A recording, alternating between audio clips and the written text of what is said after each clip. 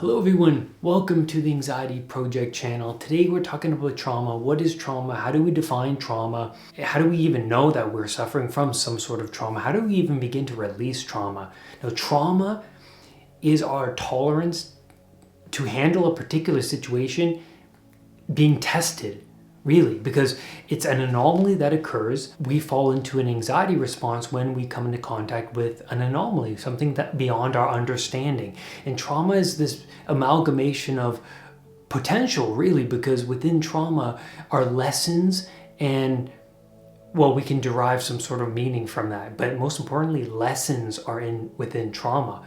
And so the reason why we hold on to it is we haven't fully fleshed out and learned the lessons, because the reason why we hold on to it is so that we don't fall into the same mistake again in the future. So we keep it at the forefront. That's why we obsess about it. That's why it's causing a lot of negative emotion. The emotion hasn't been let go of, and to let go of the emotion is to fully study and understand what the trauma holds, the meaning embedded within the trauma. Now, the reason why we go into fight, flight, and freeze response is because, first of all, when you freeze, you want to, your body shrinks away, shut up, shrink away. Maybe I won't be seen, so I can get out of this situation alive. You fight because, if I can use physical force, then maybe I can get out of this situation alive and in one piece. And if I flee, then maybe I can get out of this situation as quickly as possible so that I can actually survive. And so this is a survival mechanism. Think of someone who is abused when they're a child. What happens? Well, the typical response of a child is shrink away, freeze, don't move. You're 10 years old. What are you going to do to an adult, right? If you're, commonly if it's an adult, what are you going to do? You shrink away. How are you going to fight an adult? And so you develop a lot of shame and guilt around this particular situation, because what's the narrative of a child in their mind? I'm hopeless, I'm helpless, I can't do anything, I can't defend myself, I'm being taken advantage of, and it's coming into contact with malevolence. And so that narrative tends to play itself out into the adult version of them, because, I'm helpless, I'm weak, I'm vulnerable, I can't trust anybody. And what does someone need to do? Well, first of all, before we get into that, when you experience trauma, your past is questioned, your present situation is questioned, and your future is questioned. So all of your frame of how you perceive the world is questioned, it's fragmented. So now you have to build back up this frame. And how does one build back up this frame? Well, you have to develop an inner security. You have to build up inner strength and bravery. You have to build within yourself independence. You have to build up the wisdom that, I understand how I wound up in this situation. I understand what to look out for in the future so that this situation does not happen to me again. And I'm going to develop myself in independence, bravery, security. That's how I'm going to prevent chaos from taking me out, because it took a bite out of you. Trauma is what takes a bite out of you and what makes your eyes open. Denial of the trauma is putting what's so overly traumatic in a black box deep within the mind. But what happens is you actually become a slave to that trauma. So an example of this is when you come into contact with someone and they possess a quality that you don't like within yourself, and so you don't like it within them, and you tend to avoid them because of that dislike. So for example, if I struggled with I struggled with social anxiety, and I developed that over time, and I got out of that by acknowledging it within me and then further developing that confidence and skill.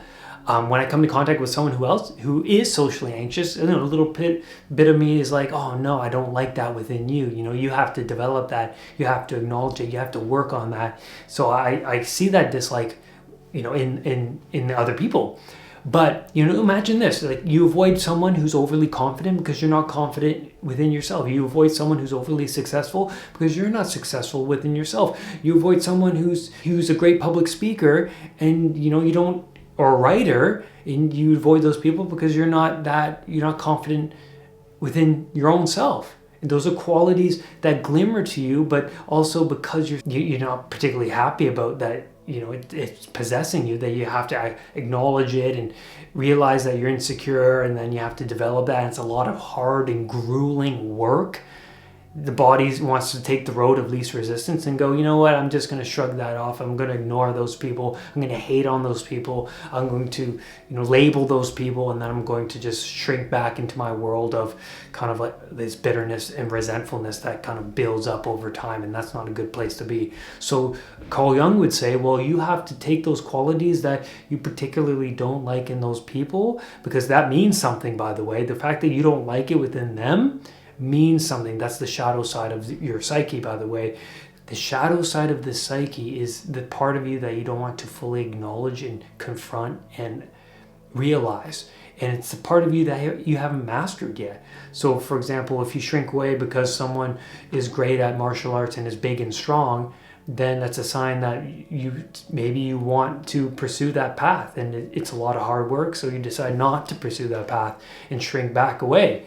But, maybe someone who has a growth mindset looks at the other successful people and go, well, I got something to learn from them. Maybe they can provide me with something useful. And so for me, when I grew up in high school, when I was in high school, I remember there was this traumatic moment where I was speaking in front of the class and my voice would crack and the whole class laughed at me. And then I thought, the narrative that came into my mind was, speaking is not a good thing, that I should avoid this at all costs, because it produced a strong negative emotion. I was like, okay, well, I'm not particularly good at this. The cues that I got from society, from my classmates was, well, you're bad at this, it's embarrassing, you messed up, you failed. It cemented in that label of shy, introverted, weak kid that I actually had the narrative of. And so for a long time, years after that, I would avoid any sort of public speaking, or I would have severe anxiety over presentations in school particularly. And so what I did later on in my life, and the podcast helped me do this, was to acknowledge the fact that there was the reason why I'm kind of resistant towards other people who are great at speaking was the fact that I'm very weak at that. And so I had to develop that skill, and I did that first by acknowledging that I was bad at it. And so you have to confront the things that you don't want to confront, and then you have to study people who are great at speaking, and you have to practice that yourself. I remember when I started the podcast, my voice was cracking. I'm sure you can find episodes back at the beginning. I was developing my confidence over time. It took a long time. I bet you it took over 50 episodes for me to actually start to build that confidence. It takes a long time, but I had a goal and I had a vision for myself to pursue this path because I knew I was very weak in this area. So looking at the parts of you that you find to be weak and mastering those specific parts. So that's what trauma is, right? Trauma is a part of your past that is emotionally disruptive. You fell into a situation that was beyond your understanding. Now you have to understand it. You have to study what happened, and maybe you were betrayed. Maybe you betrayed somebody. Maybe you were in an accident. It could be a whole host of things. You embarrassed yourself in front of the classroom, right? Pick that apart. So trauma is like 5 different puzzles mixed together, all in one pile. So not only do you have to put together the puzzle of the original event, so acknowledging it and admitting the feelings associated with that event, what happened, but then maybe there's other puzzles associated. Maybe your family was to blame. Maybe you grew up in an abusive, tyrannical household, and that was the cause of maybe your lack of skills and abilities. Maybe you fell into a bad relationship that you need to fully understand. Maybe you made a series of mistakes that led you to the trauma, and you have to acknowledge the pattern of mistakes, which is no fun thing to do, but necessary for growth, so that you don't continue the pattern in the future to prevent any more traumatic moments. You have to study somebody that really caused you physical or mental harm. And by studying those people, you understand why they could wind up to hurt you, why they actually were in that position to do so. Maybe you were naive. That's another harsh reality.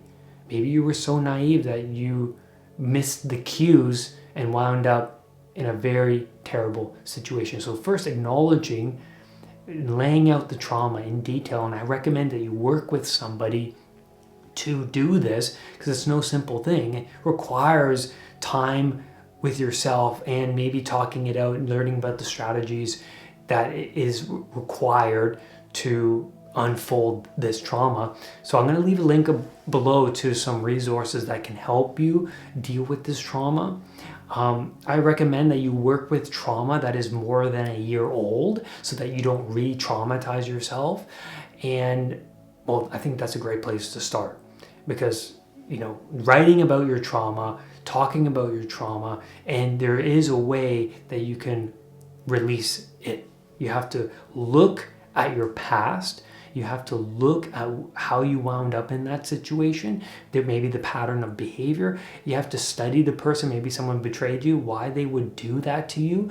And you have to learn the specific lessons so that you can take that with you going forward, and so you don't have to wind up in that situation again.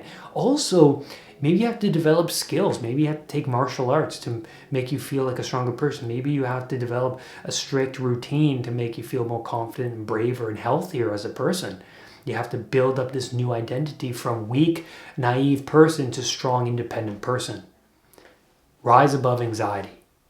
I'll see you next time. Thank you, everybody, for being a part of this community. Please comment below. Also, give this a thumbs up and subscribe to the channel, because then you'll be the first to know whenever I release a new video.